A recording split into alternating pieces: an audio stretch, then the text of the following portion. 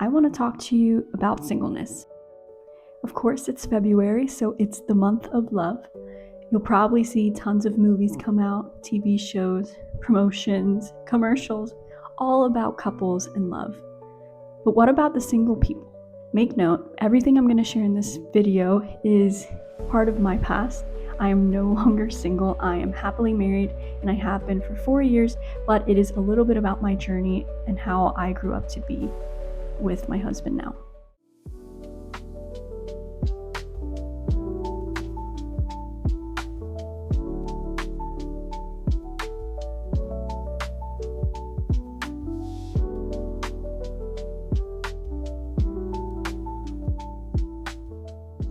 Being single can be really hard, especially if you are not wanting to be single. If you have been feeling this way, I want to share you my journey of when I was lonely as a single girl versus thriving in singleness and then meeting my husband. It's crazy stuff, so let's go. So growing up, you're taught all about love, right? Godly love. If you grew up in a Christian home like I was, you have the beautiful thing called marriage, right? The bond, a unique bond that our spirits connect, you become one. It's a beautiful thing. And obviously, growing up with that in such a healthy version of it, right? All my intentions were pure. So even from a really young age, that's all I wanted.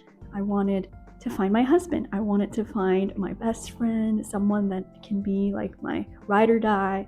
And that was literally all I was wanting to do since I can remember, like even elementary school, I would say. I just always had that desire in me. Obviously, I'm not too old, so I'm only in my 20s, so nothing crazy. I spent most of from elementary school, middle school, and high school kind of, looking around, seeing what was around. I did quote unquote date a few guys, and at the time it seemed very harmless. I thought, in reality, every time I would date, I thought I would marry that person because I was so desperate to find someone to marry that I believed that every person I was with, I would end up marrying. So obviously that wasn't the case, but that was my thought process. And I remember a time in middle school, specifically right before going into high school, that I felt the weight of loneliness. And of course, it was just middle school. I'm not as old, I'm not a college girl yet or anything, but I was already feeling that heaviness of like, I feel like I need someone like that, I feel like marriage is really important and I feel really lonely as a single girl. Obviously, I didn't know how to live in a single life happily because as much time as I was, trying to be happy, I was always with someone. So I wasn't really sleeping around. I never did that, but I was always in some type of relationship. I always wanted to be with some guy because I felt too lonely if I didn't have a guy. And if that's you, I understand, but there is a better way of doing things. And let me tell you, I wish I would have known all of this before, especially in middle school when I was younger in school.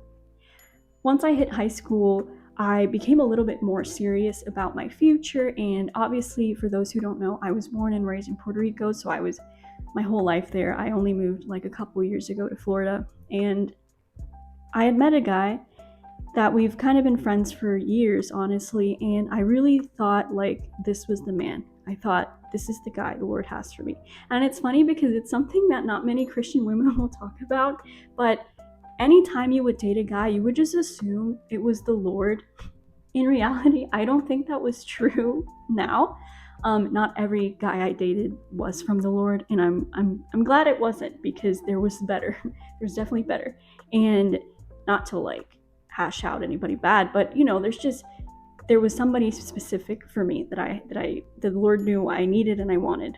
So high school happened. I was in love kind of with this one guy, and till my senior year of high school, like we were dating, and I was seriously considering like maybe he will propose or something, but nothing ever happened. It honestly kind of went downhill for a bit, and I was liking another guy at the same time. It was a hard situation because I didn't feel loved. There was a lot going on, but eventually that relationship was broken up, and then I was single for a while. And obviously at that point, I was kind of done. You just hit that wall of like, I'm done. I don't want to date. I'm going to focus on myself. That was me. But the problem was that I wasn't going about it the way the Lord would have wanted me to. I was kind of still focusing on maybe if I watch tons of sermons and I just focus on, reading my Bible more and, staying super duper involved in church, which are all good things. But my heart was not in the right place, and neither was my mindset about why I was doing these things.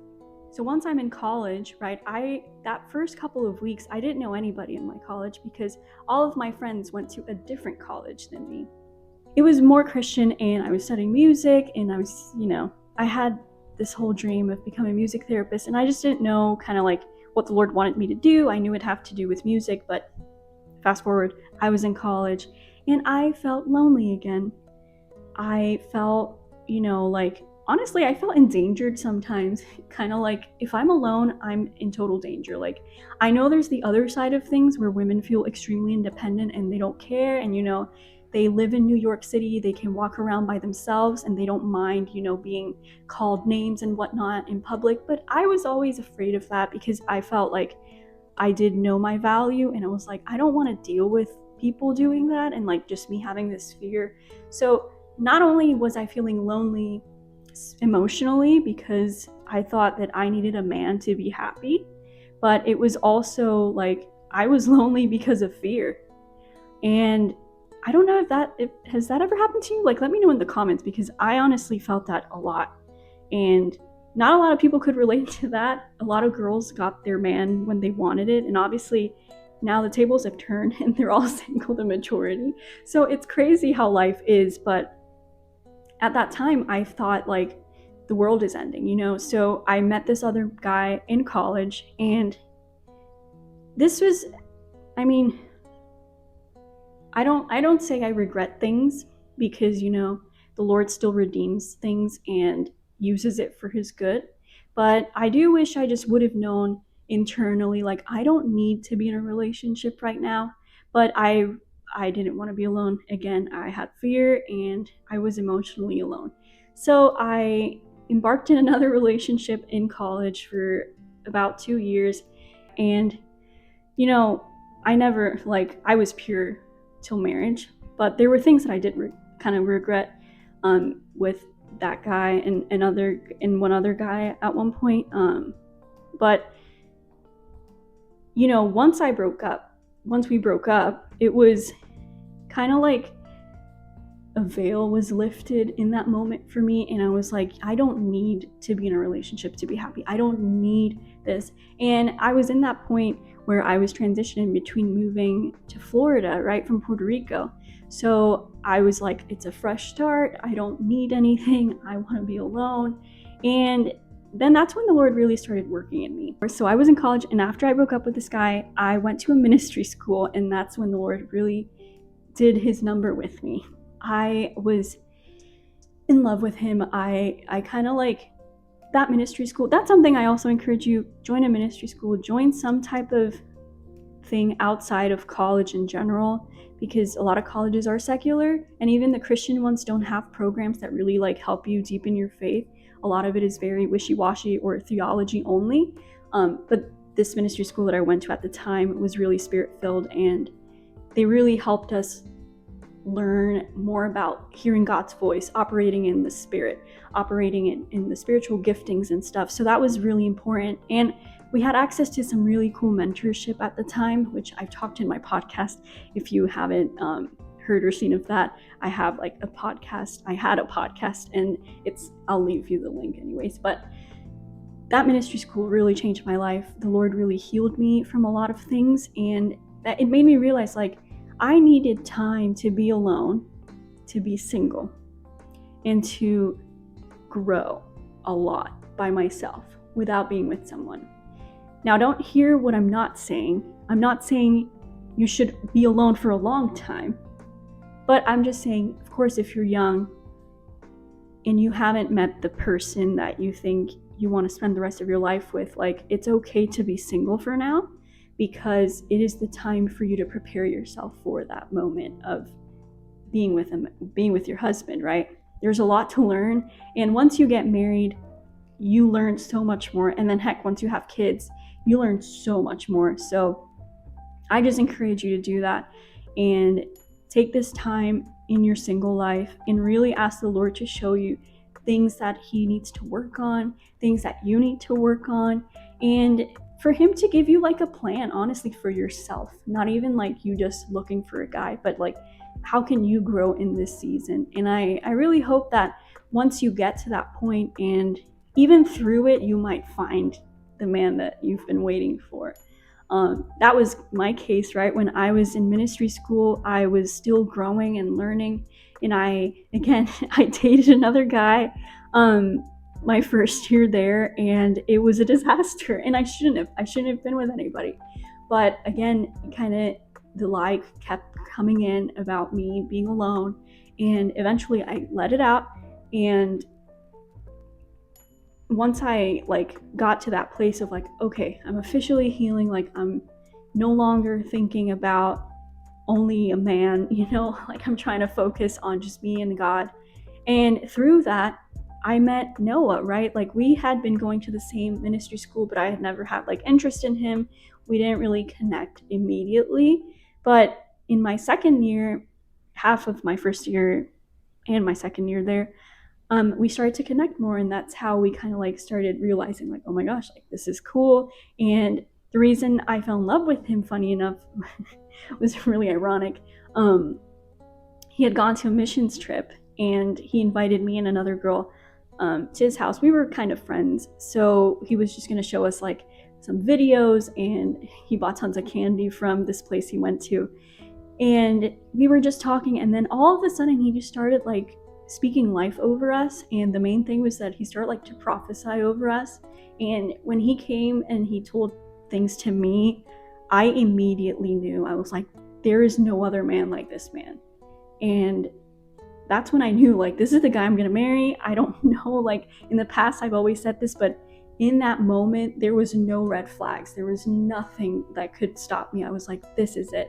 And yeah, of course, I'll probably mention at some point this month kind of like our love story in general and how it evolved. But yeah, that's when I met my husband, and I needed that time to be single. And it wasn't a time to be alone. It was a time to thrive in that single era. There is this sermon back in the day. This became really popular. It was by a pastor named Mike Todd. And it was all about relationship goals. And his first message was single, not alone. And I encourage you to watch that. I don't really listen to much of his stuff anymore, but in the past, when I watched that, I was like, oh my gosh, what I've been doing is so bad and so messed up, and there's so much hope for me. So I just want to encourage you that there is so much hope for you. And even with things happening in life, like you heard my story, the Lord still took things and made it too good. That is just who He is. He redeems things. And now I'm married the love of my life. And like I said, we've been married for 4 years. We are thriving, and I'm here to encourage you to not just wait, right, and enjoy this time being single, but seek a real man of the Lord. And you can only do that if you know God Himself a little bit and you're like growing with God. So that's it. That's my story. If you've made it this far, I just want to tell you thank you for listening to my story of singleness, and I hope that it inspires you and it encourages you. But now I want to go into the practical. If you have a desire for a relationship, it's okay to look for it. For so long, I was told you just gotta pray for your man, and you gotta pray that the Lord brings him to you. And, for some people that might be the case. Maybe. I mean, there are exceptions out there, and maybe that's your story if you are married or something. But in my case, and I've heard this with a lot of people, and I've seen it, is if the girl's not even looking for it at all, or having the desire to look for it, the guy's just not gonna, you won't have eyes to see, right? So that's kind of like my first encouragement / practical advice is start looking for it. Put yourself out there. There's so many women that are later in life and they complain that there's a smaller pool of men. And though, yes, that might be true because either the men have already gotten married Or if they're older, it could be a red flag, but they're still out there and there's hope for you. So just make sure to start searching for it. If you have a desire to get married, it's time to not just pray for it. Of course, pray, but also do something about it.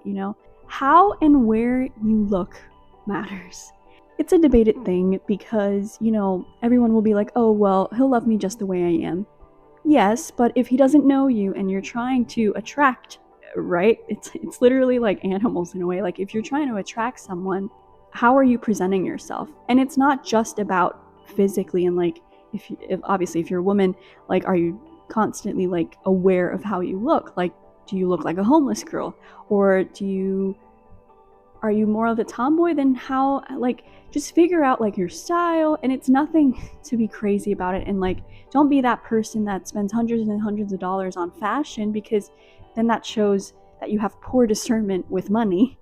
And that's a whole topic. But like, you have to be aware of how you look, and it's not to obsess over it. Just look clean. That goes a long way.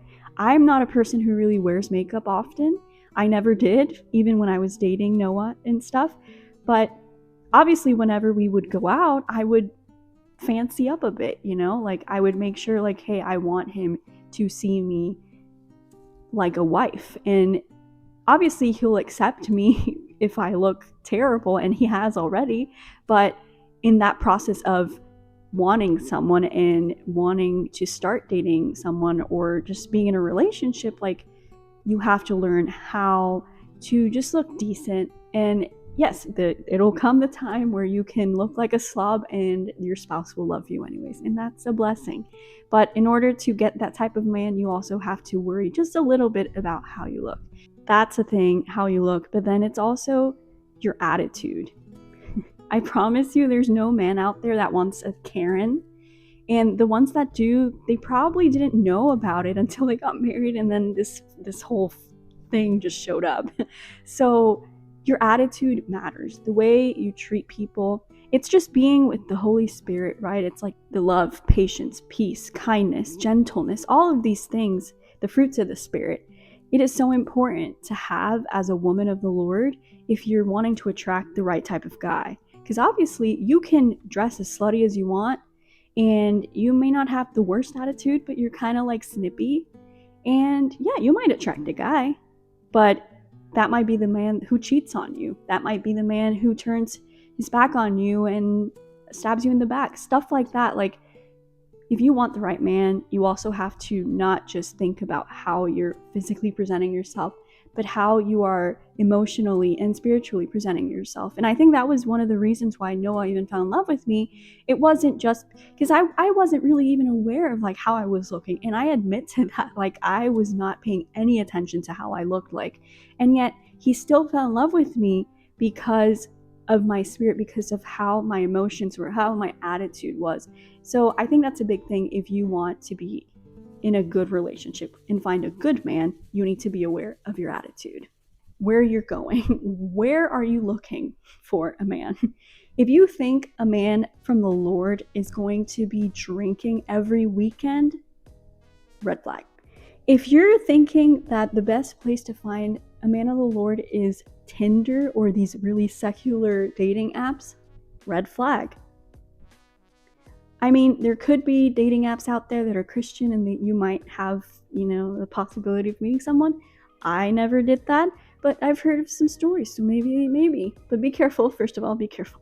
But again, a big thing is go to things that you love to do, and if you see other people that are also into the same stuff, well then there's potential there. There's a common ground, right? Maybe join a sports team or club or tournament thing. Or maybe join, I don't know, not a sorority or fraternity. Please don't do that. But do something, something where it's like a club where you can do things that maybe like a running club, like if you like running, or I would say something active so you can see the people like do harder things, and that will tell you a little bit about their character. But stuff like that, like where you look really, really matters. And obviously the main one is church. And I know I've heard a lot of stories of like, oh, they're the worst, the men at church, but they're not. I promise you. they're not the worst. There's so much worse out there. And at least if they're trying to go to church, even as single guys, like with no family going, but they're going, like that's a good sign, I'd say. Also, discernment. It's really cool to see, like, when you're in the church, see the atmosphere, see how this person is acting, see how they are, right? Again, the fruits of the Spirit and the gifts of the Spirit. See how they operate. And maybe you're like, I relate to this person. Another practical advice I'd say is spend time with friends and try to not live completely alone if you are older. This was a big thing that I've noticed a lot of women getting wrong, and this is why they struggle so much to find a man. I've heard of women in their 30s and their 40s that are still single because, you graduated college, potentially, you're probably only focusing on your career, and you can fend for yourself. So you buy your own house, or you buy your own apartment, or you don't buy your apartment. You buy your own condo or something, land, and you're living alone. And then you start years passing, right? Years are passing by, and then you start realizing that you like the independence. You don't need to rely on anybody. You rely on yourself. And then you lose that interdependence that you need in marriage. And then you're questioning why I can't find a man. Why will nobody date me? Why blah, blah, blah. Well, maybe it's because you've been alone and you've decided to become too independent to the point that no man wants to lead you because you refuse to. You refuse to be led. If you're going to choose to do the career thing before finding someone to marry and all of that, if that's your desire, do it, but then make sure to not live alone for a long time. I've seen so many girls from my old college that, they took that route and they've been working and they claim they can't find men, and that's okay. But they bought a house, but it wasn't just one person, like the main lady bought a house, but she had roommates. That's enough. You have to depend on people so that you learn, like, oh, it's not all about me. It's not all about me. I have to, there's other people involved. And I think that's a big thing that women lose if they choose to live alone for a long period of time. I would say don't live longer than 2 years alone. I think that's a red flag. As a guy, if I find out, obviously I'm not a guy, but if I were a guy, and I found out, like, oh, you've been living alone for like 5 years as a woman. That's weird. That's a red flag. Because I don't know. I think you're going to become very stubborn. You're going to have your way or the highway. And then if you end up going into a relationship with that mindset, you're going to have a husband that's whipped, and he will never be able to lead you because you've decided you want to live the way you want, and you completely ignore and forego his thinking. The last one is, if you're an adult, be intentional before dating. And this was something that I asked Noah, because I also asked him questions about this, and I was like, what was something that you wish you would have known before dating, like in general, and getting married and stuff? He was like, just being more intentional before dating, where you're looking at, and maybe planning little dates. Date like adults. Date like stop with this stupid thing of oh, we're in a situationship and we don't know. Just do it like adults do, If you're a guy and you're watching this, take a girl if you're wanting to, get to know her better. Take her on a date publicly. You don't have to do anything behind doors. Take her on a date and, do things intentionally with her. Maybe be like, I want to know if she is good under pressure. Maybe take her golfing or mini golfing, or, I don't even know. But dates that are like that, maybe go on a hike together and see, can she handle harder things? And that'll tell you, I relate to this. I feel the same way. And then that can spark conversations, and then it just progresses and progresses. But that was something that even he wished he would have done, my husband would have done with other girls in his past. And I wish I would have been doing more things like that in my past, that maybe would have told me a little bit more about the person I was dating, rather than just jumping in and then figuring out, wow, this person sucks, stuff like that. So date intentionally and date like adults. So if you're a minor, you need your parents, you need a chaperone, you need someone with you, but you can still do something similar, do activities that just help you see their character. And that'll really help you realize, like, oh, do I even like that? Like, am I interested in that? Am I attracted to that? And it's just gonna build up from there. So those are my practical steps for you, and I'm gonna leave it at that. Thank you so much for watching today's video. I hope you enjoyed it. Make sure again to hit that subscribe button and share this with any of your girlies that might be in the season single. If you are single, there is hope. So yeah, thank you so much, and I will see you in the next video.